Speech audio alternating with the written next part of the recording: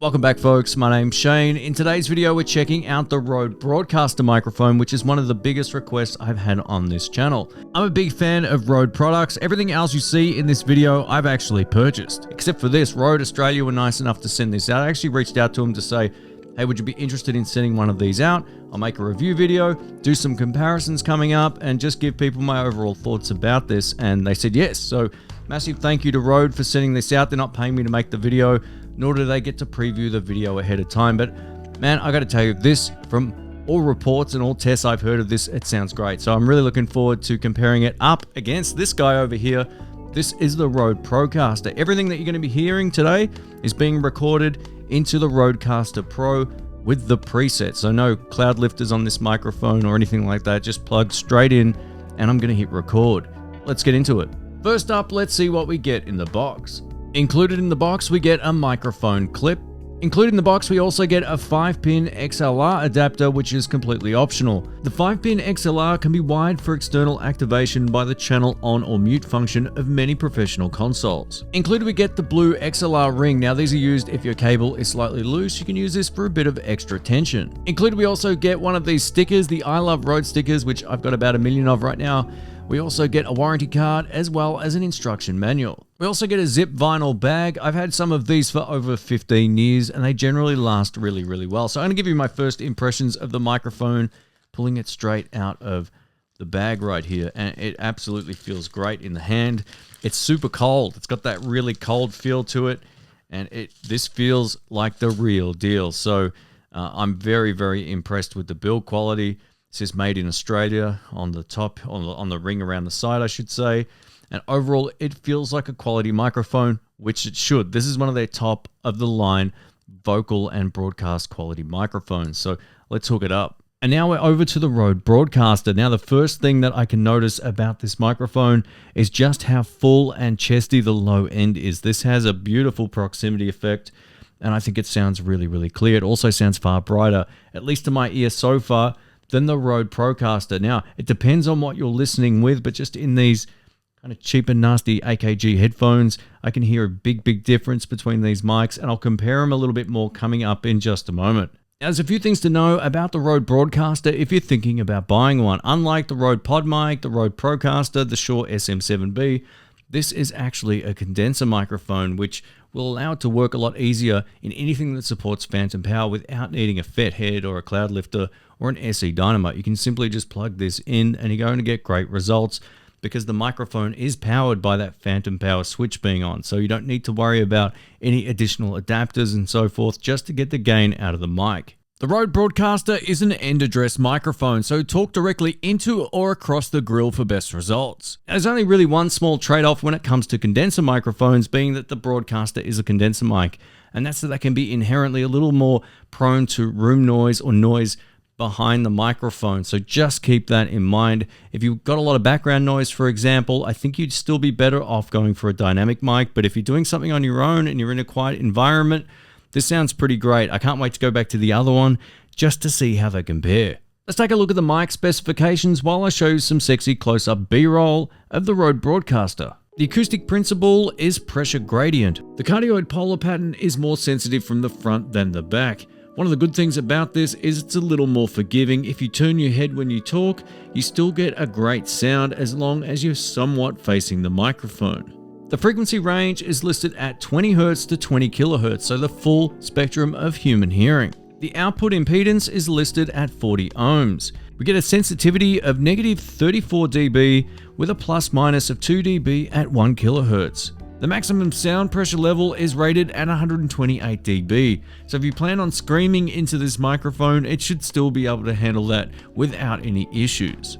To operate this microphone correctly, it does require phantom power, being that it's an electric condenser microphone. The Rode Broadcaster comes in at 577 grams. Now, when it comes to some of the features of this microphone, this is where it will stand out up against a lot of other mics. We get a 1-inch capsule with a gold-plated diaphragm. So this 1-inch capsule will be big enough to enhance that proximity effect as well as give you just beautifully clear audio. We get an on-air LED indicator on this side of the microphone. I guess if I had spun it around, it would have made more sense, but it is on this side over here. Odds are I'll show you some B-roll. One of the features of this mic is that it's got an ultra low noise floor, which means you're not going to get any hiss, crackle, anything coming through the microphone you shouldn't be getting.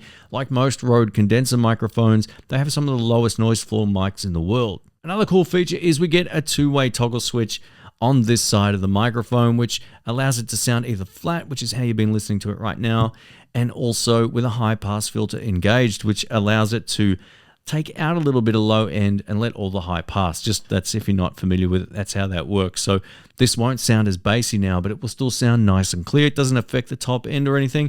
Or if you prefer that big, full, chesty sound, you can get it nice and simply. This sounds way more broadcast than the Procaster just in my headphones. I'm loving the low end on this. It sounds great. We get an internal pop filter built into the grill, which so far has been working pretty well. The body of the microphone is stainless steel. It feels cold and great in the hand, and it's also made in Australia and comes with a 10-year warranty. First up, we're going to test out the two-way toggle switch on the microphone in a little bit more detail. So I'm talking directly into the front of the mic right now, and it's nice and bright and it's nice and full.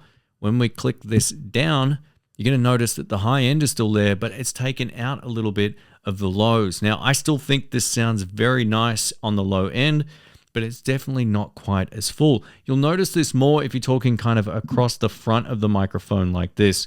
This is where you'll inherently lose a little bit of low end, but if I click this back up, now it's going to sound fuller if you're talking directly across it. So depending on your mic technique, you can set this up however you like, but this is designed to be talked into from the front. I still think this sounds the best. Up next, we're doing an off-axis rejection test. This is me talking directly into the front of the microphone. This is with the microphone at 90 degrees. This is with it facing all the way in the opposite direction. Up next, I wanted to do a bit of a live streaming test. This is something that I just want to throw in. So I'm just typing on an old HP keyboard right now while I talk, and you can see how much of the keyboard noise you can hear while I'm talking and while I'm not talking. I can hear the noise gate kick in a little bit, but this will give you a sense of how directional this microphone actually is. And now I'm over to the Rode Procaster just to show you the difference in the off-axis rejection. So if you're doing some sort of live streaming, if you can hear the keyboard more or less than you could before, this will give you a clear indication of which one is best for your particular situation. Up next, I'm going to do a handling noise test, which is a little bit different. Being that this is more of a professional product, I'm going to assume most people will have some sort of boom arm or microphone stand. So in this situation, I want to see how it handles the noise of the boom arm, which does make a little bit of noise. Here we go.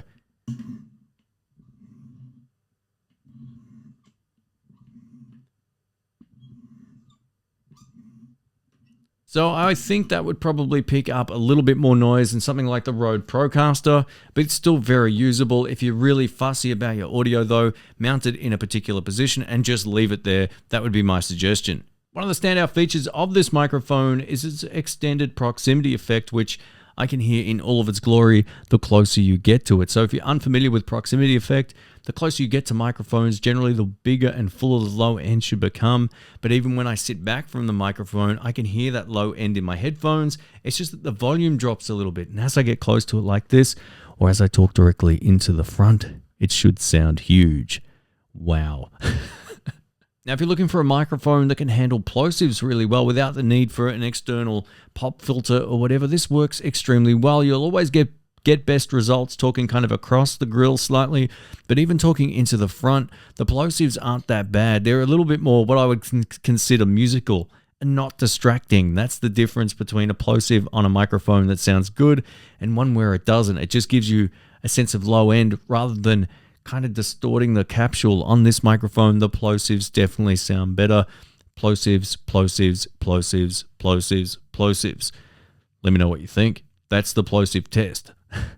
Before we get into my final thoughts about the Rode Broadcaster, it's time to compare it up against the Rode Procaster, which still holds its own surprisingly well up against the Broadcaster, but to me, this sounds a little bit more muffled. It has a nice top end, it has a nice low end, but it definitely seems scooped in the mid somewhere when you compare it to this microphone. This sounds a lot more uniform across the board with an extended low end thanks to that proximity effect, where as this also has a lot of low end, but it sounds far less detailed in the mid frequencies, and the top end sibilance isn't as bright either. Sibilance sibilance, sibilance, sibilance. Yeah, this is far brighter and more articulate on the top end, and I would expect that going over to any condenser microphone on the most part of quality. It should have more of a detailed top end in comparison to most dynamic mics. Now, it's up to you which one you like the sound of the best. That's the best microphone for you as well as your particular situation. So let's wrap this video up by giving you my final thoughts about the Rode Broadcaster. This is by far the best voiceover or podcasting microphone I've ever heard.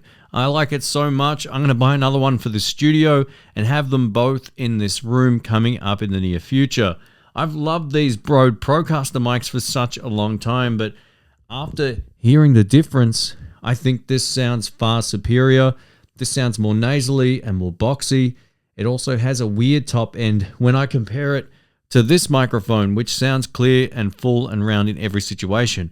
But if you're in a noisy environment, the Procaster will still be a far better choice because you'll definitely be able to hear the keyboard as I talk right now, which is something that won't happen as much with this microphone over here. So yeah, just keep that in mind. It depends on your particular situation. But if you're doing any type of podcasting, both of these microphones are great. But this just sounds so much better. And it gives me a little bit more freedom to turn my head and not lose my voice as easily as well, which is great. If you've got someone else in the room and you're addressing someone, if they're sitting next to you, you're not going to lose the overall oomph of your voice as easily as you will with a dynamic microphone because of those polar patterns and so forth. So overall, I think this sounds great. Let me know your thoughts. A massive thank you to Rode for sending this out. I really appreciate it. They are letting me keep this, but I'm going to buy another one and set up both of them in this room because this has surpassed my expectations. I love the sound of it. Let me know your thoughts. If you want to find out about this, links to B&H and Sweetwater will be in the description below. Thanks again. Catch you soon. See ya.